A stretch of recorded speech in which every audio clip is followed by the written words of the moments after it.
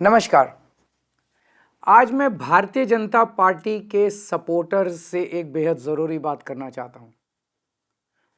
कुछ दिन पहले एक बीजेपी का कट्टर समर्थक मिला, बड़ी हल्की सी गंदी सी स्माइल देके बोला, अरविंद जी अगर आप हार गए तो क्या होगा।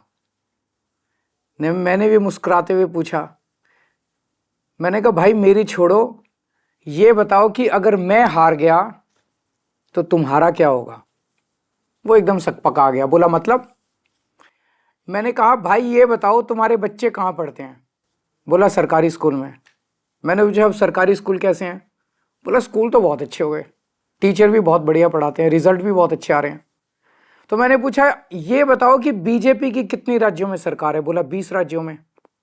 मैंने पूछा किस राज्य में अच्छे स्कूल हैं, तो बोला कहीं नहीं। मैंने कहा फिर ये बताओ अगर मैं हार गया तो तेरे बच्चों का क्या होगा। दिल्ली के सरकारी स्कूल फिर से कबाड़ा हो जाएंगे। बोला हाँ ये बात तो है। मैंने पूछा बिजली आती है 24 घंटे। बोला हाँ आती है। मैंने पूछा बीजेपी के किस राज्य में 24 घंटे बिजली आती है। थोड़ा सा सोच के बोला कहीं नहीं। मैंने पूछा तुम्हारा बिजली का बिल कितना आता है। बोला 0। मैंने पूछा और यूपी में जहाँ बीजेपी की सरकार है वहाँ लोगों का बिजली का बिल कितना आता है। बोला जी वहाँ तो हज़ारों रुपये महीना आता है।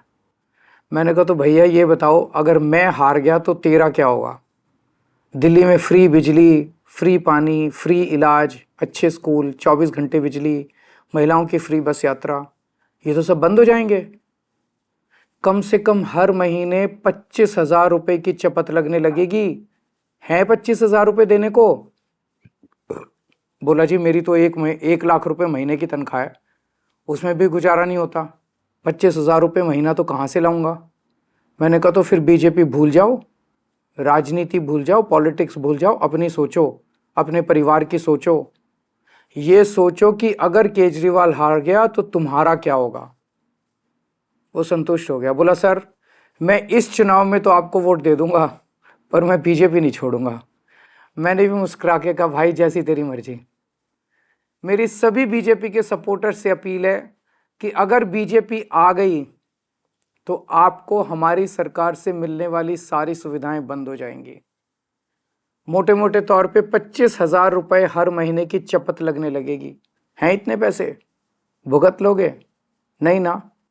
तो फिर मैं आपका भाई होने के नाते आपको सलाह दे रहा हूं, झाड़ू पे वोट दो। आप चाहे अपनी पार्टी मत छोड़ो, लेकिन इस चुनाव में झाड़ू पे वोट दे दो।